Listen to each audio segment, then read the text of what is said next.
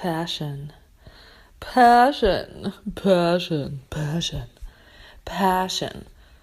Follow your passion. Find your passion. Make your life's work your passion, or vice versa. Passion, passion, passion. My relationship. I want a relationship with passion. My relationship lacks passion. I'm miserable because I'm not following my passion. I haven't found my passion. I'm in agony because my current relationship has lost its passion. Passion can really serve to torment you. For many people, it does. And I think it's because there's a lot of pressure built up around, having passion, but we don't really understand what it is. The media is constantly bombarding us with images of hyper fantastical sexuality and lust, and everything is brighter and shinier and sexier and more delicious and more appealing. And it's also got this underlying shadow of lust and greed and entitlement, and I want it this way and now. We get used to looking at this brighter, edited, filtered version of reality that the media projects on us. Much like when you take a picture, at first it looks great, the raw image looks fine, but then when you start tweaking, the settings, it's like, oh wow, when you finished editing the image, you're like, this looks so much more brilliant than a raw image. You get used to, seeing it at a more heightened, hyper visual level. And much like, when you stare into the TV too long and you look away, the images are burned into your retinas. It's much the same, this image that the media is projecting out to us all the time, that, people are always trying to sell you something. And that is the way that they seduce you into buying into what they're selling.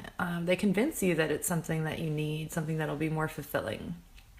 And so passion it becomes skewed by this whole media filter of lust and sexuality and sex sells, and passion is, our definition of it, our first glance of it, becomes kind of skewed and tainted based upon the fact that we're comparing our life with the lie that's projected to us. And we're setting our standard for reality to filtered reality. And so that is delusion. That's false. That is, that's the Antichrist. That's that idea. That's that archetype that people warn you about, don't buy into the world system, yet it's like you can't see it because it's so obvious. It's right there in front of your nose. So passion then becomes a commodity that, they can use to manipulate you with. And if they convince you that, these things will help you achieve your passion, I have the answer to help you finding your passion.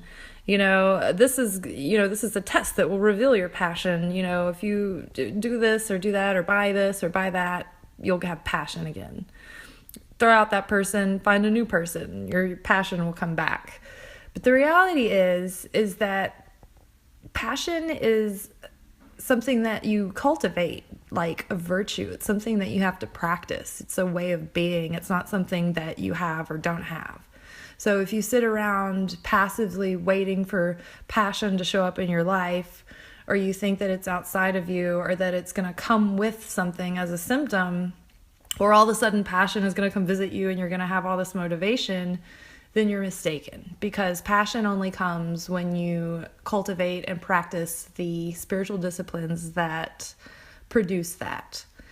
Even if you got the dream job, the dream lover, the perfect bank account, got your book deal, whatever you want that you think you're going to be so passionate about, if you're not already a passionate person, all of those things you're going to get those things and you're going to be empty still, and you're going to be devastated, and you're still going to have to learn to become a passionate person with or without them, because that's not, the outside things aren't what give it to you.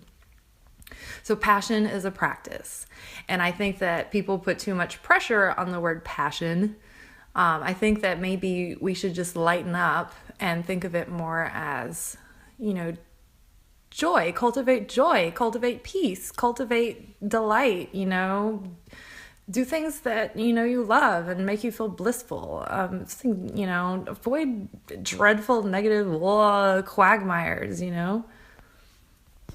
If you know that you're going to be doing something that sucks your enthusiasm out of life, that sucks the life force out of you, that is going to deaden your spirit and kill your heart, you're going around saying that your soul is dead, then that thing's going to be sucking your passion and you're not going to find passion. So this is where you have to make a change, choose to cultivate it. Either find things about that situation that you like, that you enjoy and you find joyful, and change your perspective on the situation, or make change in the situation. Do whatever you think is going to cultivate joy, and do what's in your means to do. But it all starts within you. Another person, another job, another this, another that is not going to be the answer. The answer is that the conditions are going to follow you there. So change your inner condition and your outer conditions will reflect that. And, stop putting so much pressure on passion, redefine it. At the moment you put pressure on passion just disappears. It's like the most sobering thing in the world when you just put a lot of pressure and a lot of attention on something and put a lot of self-conscious attention on it. There's a difference between conscious attention and self-conscious attention and neurotic attention. I think we get it in our heads that everything we do and everybody that we're around and all of the experiences that we have and all the food we eat has to give us this big raging boner for life. And the truth is that, your moods change. You have ebbs and flows. I love creating art, but sometimes I'm in the mood to do it and sometimes I'm not. Sometimes I'm in the mood to make jewelry and sometimes I'm in the mood to take pictures. Sometimes I'm in the mood to write. I have different interests. Sometimes one of them makes me feel like I'm burnt out. Oh, I don't want to do that right now. And then 2 days later, I'm enjoying it so much.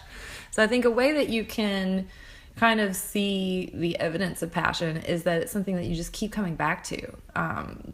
You like having it more than you don't like having it. You like having it more than its absence, even with, a possible, as Elizabeth Gilbert would call it, shit sandwich that it comes with. You take this shit sandwich and you deal with it because you like, other things that come along with it. So the pros outweigh the cons.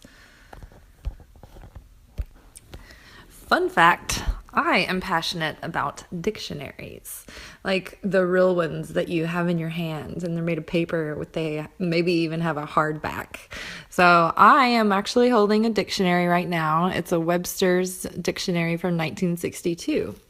And the definition of passionate means moved by passion, angry, excitable. Interesting. So what is passion? Violent agitation of the mind and anger, strong, deep feeling or excitement, love, ardor, intense desire. Or it means the sufferings of Christ in his last agonies. Now, and that can also be metaphorical for the resistance that we come up against, from within ourselves on the path to ascension to Christ consciousness. So according to the dictionary, passion is pretty intense. So why don't we let go of our white-knuckled grip on the idea that we have to have it to be fulfilled and just find fulfillment in the joy and the beauty that's already around us in every moment of the day, and find magic in that. And then when you start having fun in the moment, you'll realize that you feel more passionate about life in general. I hope you've enjoyed pondering on this subject with me. May you be blessed, and may your every moment be graced with light, love, and magic.